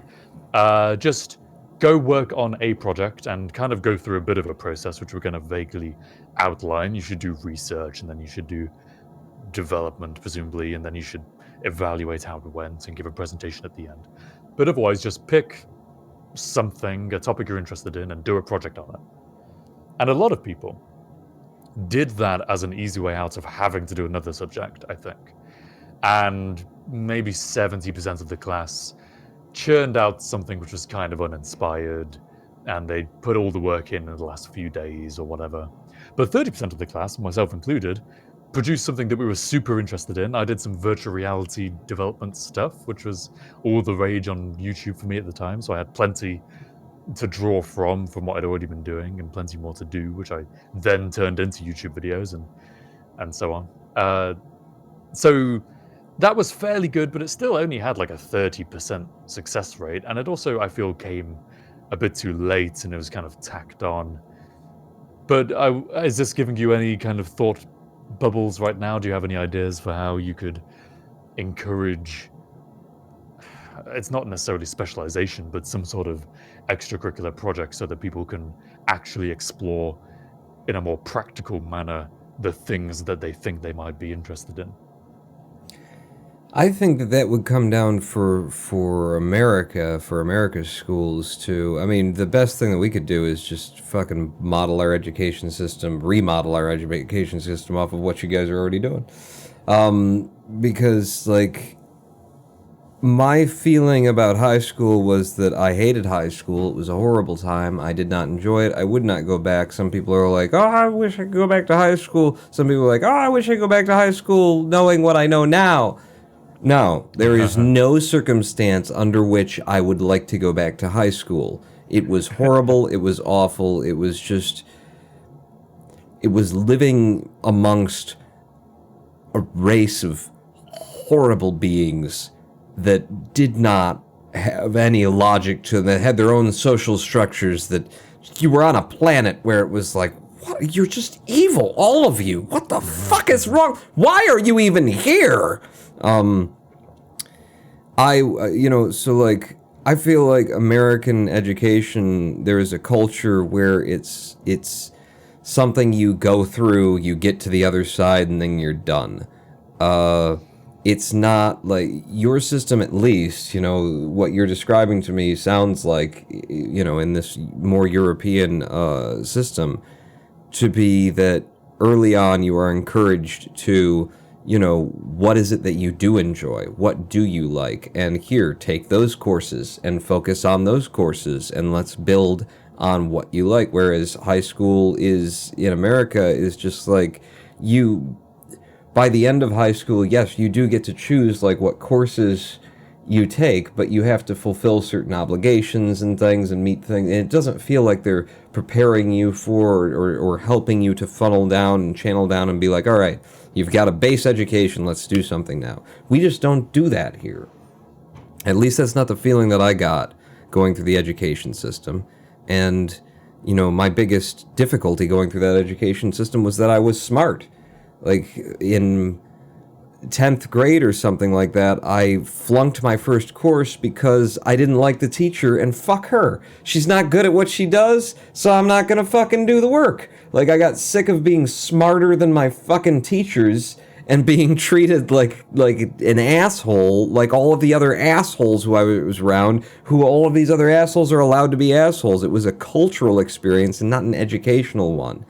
And, yeah, for like repairing the system or something like that, I think we over here just need to catch up in terms of like, yeah, here, what is it that you're interested in? We've had you do a large width and breadth and show us your interest in whatever it is, go in that direction, and we're going to help you get there. I think the best thing that we have going for us worldwide is technical schools, technical colleges, colleges that aren't the wider breadth.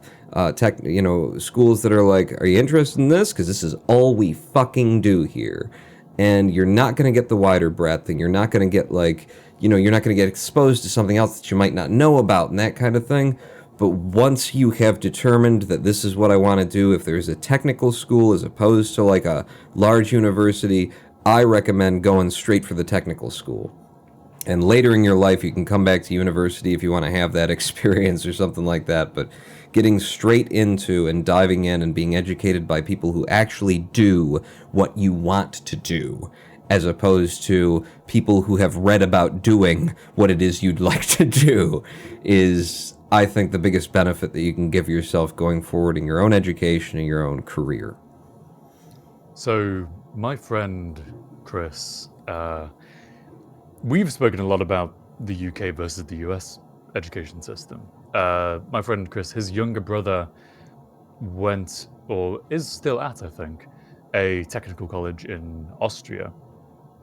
The way it works there, or at least the way it works for him right now, is that he goes to secondary school, I think, 1 day a week, or maybe 2 days a week, or something like that, and spends the rest of the time doing this kind of vocational studying where he's also working on actual projects, I think. Certainly he's getting paid for it.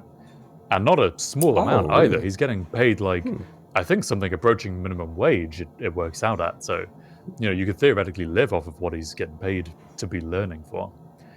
And the way I think about that is that, I mean, that's, for one, obviously that's from everything we've said so far, that pretty much fits the bill of the success criteria we've outlined for being able to get your breadth and also being able to do something practical and learn something specific. But also the fact that he's earning money at the same time means that if he wants to go to university after he finishes that, he's in a way better position than anyone else, coming out of the UK or the US high school or secondary schools. Actually having some money in the bank, like, so long as he hasn't spent it all, he can put that towards his education fees and not have to get into crippling student debt, which I think is incredible. And yeah, this is, like you've said, that going to technical college is what you'd recommend. We've had an interesting kind of phenomenon in the UK, which I don't know whether it's happened in the US, don't know whether you know, where we had a lot of technical colleges, and one by one they started doing well enough to become more the technical colleges and became universities. So what we have now is a lot of third-rate universities, where the thing is they're still usually pretty good at their original core discipline. It's just that there's now a load more spaces for the lots of people who think that going to university is the next logical step after secondary school, whether because they want a career where it seems like it's required, or because they don't know what they want, and so they need to put off finding a job or feel that they need to put off finding a job to figure out what they want. So you've got a load of places in kind of lesser-ish universities, which I don't need to put a disclaimer. I'm obviously not disparaging. Maybe I am to some degree. I mean, what do I know? But still. Yeah, actually, as I'm not you're talking, people who want to go to university to figure things out is what I'm trying to say. I'm thinking like the best thing that we could possibly like do around education is just to make sure that like to start taking the big chunks out of the cost of education, because that's the biggest factor in forcing people to make their choice and stick with it. Like, whatever it is that you're going to do, go do it and get her done, because this is, every minute that you're there is costing you $100, that kind of a thing. Like, to encourage and promote people to move, to be able to, like, go in, get that, wider breadth, to start in on something, find out that this isn't what I want to do. And then, through their wider breadth, be free enough to say, you know what? Actually, I'm kind of interested over here. I mean, we do have in the States like lifelong students who just kind of bounce around forever and never pay back their student loans because they just stay in college, which is a fancy, like, I applaud you for having figured out a way around the system just by staying in university. I'm never fucking leaving, and that way I never have to pay back $100,000 worth of debt. But like, just having the freedom to like go and do and find, it's like when you start thinking about that, then you start thinking about whether or not we as a society want to like be a mill of workers. Like, is that what we're doing? Are we trying to design systems that crank out specialists who will do the work that we need done as a society? Or are we trying to enable individual human beings to find and make the most of, you know, their lives and in the process contribute to society? And I, like me personally, I don't think there's a balance to be struck. I think you enable people and let things fall where they may. And right now, the biggest problem with university in this neck of the woods, in my neck of the woods, is that you will be walking out, even from the cheapest ones, in tens of thousands of dollars worth of debt in order to get a degree. And if midstream you find that you're way more interested in something else, you are actively discouraged by your bank account to, you know, change horses midstream.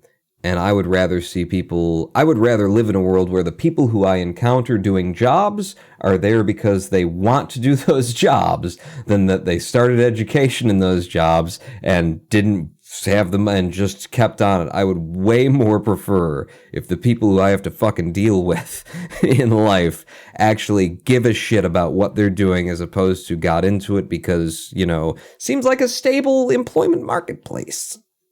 I'm sick of dealing with those people. Nurses are always needed, and lots of nursing vacancies. It's true. Yeah. There's a whole load of topics beyond the actual academic side of this that we haven't managed to get onto. For instance, one of the best things about university for me, and it sounds like a bit of a cliche and it kind of harks back to the whole, motivation, you could just do that. I've met friends for life in university that I wouldn't have met if I hadn't gone to that specific university. And I've met people who I absolutely love and I hope I never fall out of contact with. And I've developed socially and become much more confident and all that kind of side of personal development, which I think you could argue the similar sort of stuff would happen at maybe a technical college. So there's a whole host of stuff we could explore that, but it is about getting to the end of the stream, so I think we need to wrap up. We're already a few minutes overdue. 10 So minutes here's overdue. my wrap up. Because the zeitgeist of America and American education is just go to college,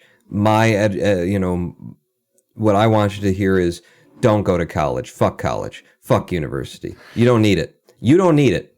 There's no purpose in going. Like, I feel more comfortable just generically saying it's not worth it. Don't fuck with it. Just, you know, find a person who inspires you, who does what you want to be doing, and put yourself in their care. You know, just beg them. Just, I will make you coffee. I will run to the store and pick up whatever it is that you want at the middle of the night. Just let me work with you. Do that. You know, be an apprentice to someone who inspires you, who's in the field that you want to be in, and don't go to college. And I say that not because I want everybody to take that advice, but because I feel it's an important counter-narrative to the heavy-handed marketing of the American cultural zeitgeist, which is that, you know, you're just supposed to get out of high school and spend $40 to $60 to $80 to $120,000 on college, even though you might not know why.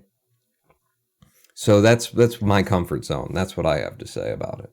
Don't go to college. Fuck college.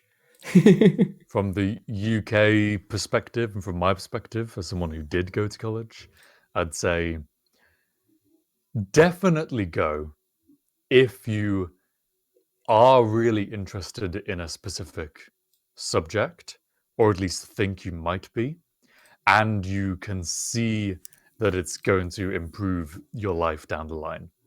Definitely do, because I had a fantastic experience at university. I think a lot of people do, and so I would definitely say do it. I would say be cautious about doing it if you're going into a vocation that you think you could get the experience and the training and the education you need at a more specialized institution, which isn't going to cost you as much and is still going to give the same kind of social benefits as a university might give you. And definitely don't do it if you don't see the appeal of it, and it just feels like an expectation. If you want to be a car mechanic, and the world needs car mechanics for a while longer anyway before it all becomes automated. But if that's what you want and that kind of thing, and a more technical, hands-on, you don't need to go to university to study mechanical engineering to do that. Just go do that.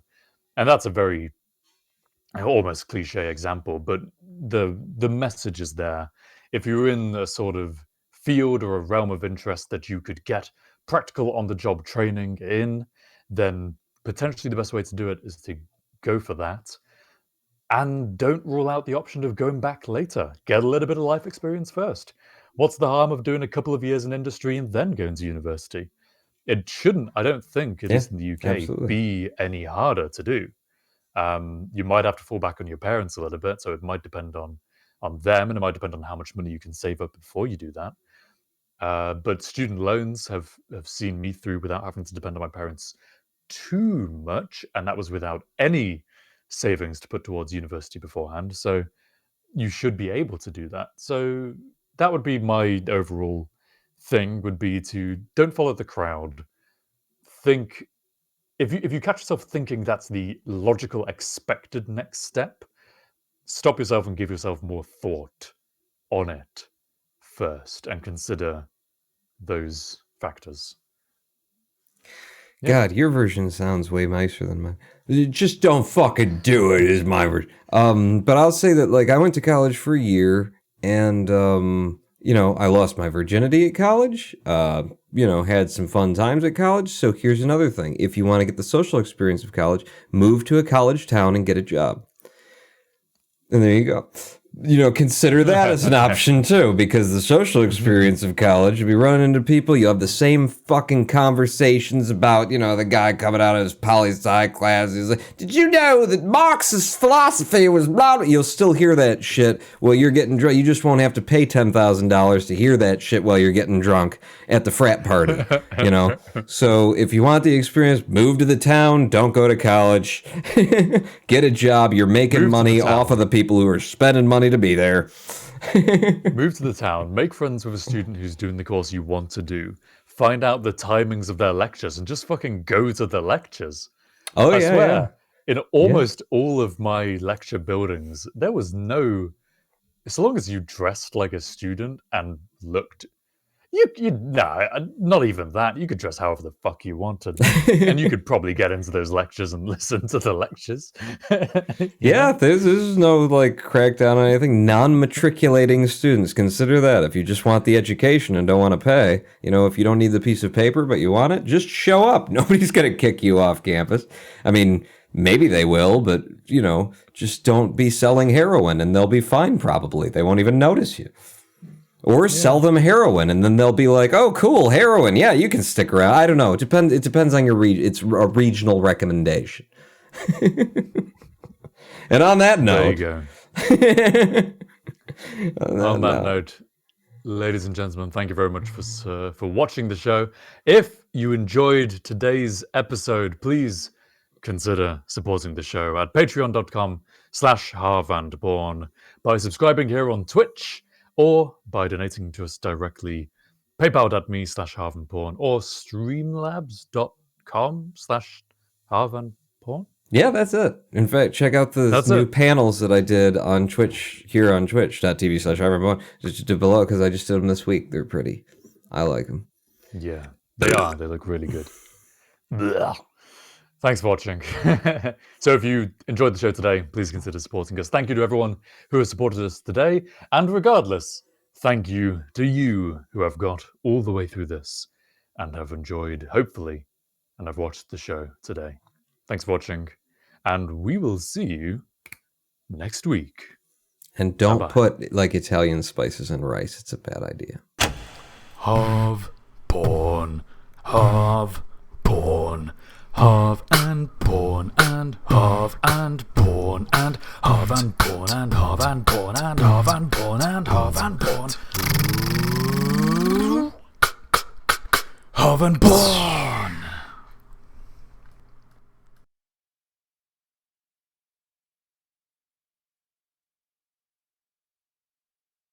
And we are clear.